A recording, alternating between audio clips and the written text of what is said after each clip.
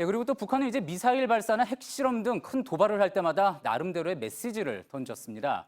이번 탄도미사일 발사가 또 어떤 의미를 갖는지 정치부 유선희 기자와 함께 짚어보겠습니다. 유선희 기자, 이번 미사일 지난번하고 비교했을 때 가장 큰 특징 중 하나는 비행거리가 상당히 늘었다는 점인 것 같습니다. 그렇습니다. 지도를 좀 보겠습니다. 예. 지난달 29일에 발사한 화성 12형 예. 2,700km를 날아갔습니다. 예. 그런데 오늘 발사한 건 1,000km가 넘게 늘어나서 3,700여 km가 됐는데요. 예, 저 위에가 그러니까 오늘 발사한 거고 지난달 발사한 게 밑에 있는 궤적인 거죠? 그렇습니다. 예. 그 각도를 조금만 아래로 내려보면 3,400km 거리에 있는 괌이 사정권에 들어갑니다. 괌이 사정권에 들어간다는 거는 지난번에는 괌에 미치지 못하는 거리였지만 이번에는 괌을 포위 사격할 수 있는 정도까지 우리가 미사일을 쐈다 이렇게 볼 수 있겠군요. 그렇습니다. 그런 분석도 있지만 예. 북한의 도발 패턴을 조금 더 넓게 보면 더 큰 특징이 나타납니다. 다시 예. 지도를 보겠습니다. 지난 2월과 5월 그리고 7월 신형 탄도미사일을 발사했을 때는 신형 탄도미사일임에도 불구하고 동해상을 벗어나지는 않았습니다. 예, 그런데 그런 패턴이 지난달부터 바뀐 거죠. 그렇습니다. 지난달 29일 그리고 오늘 발사한 미사일은 북태평양으로 날려보냈습니다.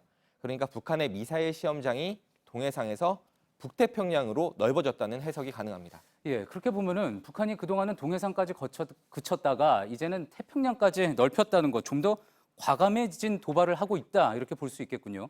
그렇습니다. 김정은이 말한 이른바 태평양 군사작전이 좀 본격화되고 있다 이런 분석도 나오고 있는데요. 예. 북한의 발표 내용을 직접 들어보겠습니다. 예.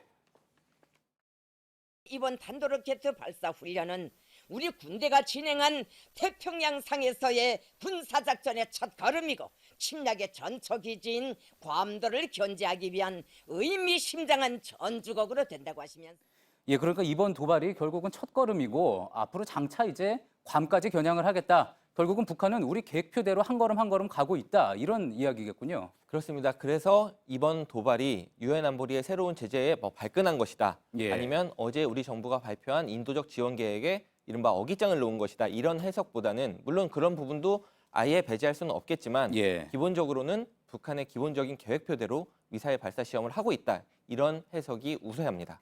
그렇군요. 그런데 또 오늘 보면은 북한의 미사일 도발 직후에 우리 군이 현무2를 발사했습니다. 근데 네. 이 현무2는 북한을 공격하기 위한, 영토를 공격하기 위한 미사일이지 요격을 하기 위한 방어용은 아니지 않습니까? 그러다 보니까 차라리 요격 미사일을 쏴서 북한 미사일을 격추시킬 수도 있지 않았느냐, 뭐 이런 궁금증들도 좀 나오는 것 같습니다. 네, 그런 의견들이 많았는데 예. 결론부터 말씀드리면 사실은 좀 물리적으로 불가능한 부분이 있습니다. 예. 지도를 보겠습니다.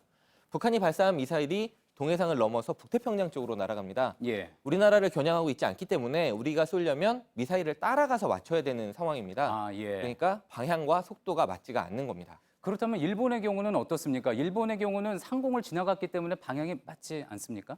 네, 맞긴 하지만 그리고 또 일본이 그런 얘기를 했습니다. 실제로 북한이 다시 한번 우리 상공을 넘어간다면 예. 요격을 좀 하겠다. 예. 스가 요시히데 관방장관이 바로 어제 했던 얘기인데요.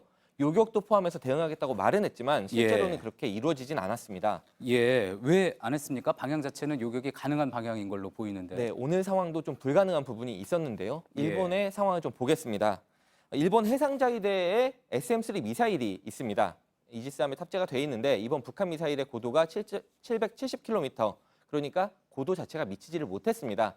그러니까 북한이 태평양으로 날려보내는 것이 아니라 아예 일본 본토로 미사일을 쏜다면 이론적으로 요격은 가능하지만 일본 전역을 막을 수는 없습니다. 예. 오히려 북한이 일본 본토를 가능성이 거의 없기 때문에, 그러나 일본이 북한 도발을 핑계 삼아서 군비 확장에 나설 가능성이 더 높다. 이런 가능성이 제기가 되고 있습니다. 예, 이런 경우에 도발을 막을 수가 없으니 좀 더 어떤 군사적인 장치를 마련해야지 된다. 이런 주장이 정치권에서 일본 정치권에서 나올 수 있다. 이런 이야기군요. 그렇습니다. 예, 지금까지 정치부의 유선희 기자였습니다. 수고했습니다.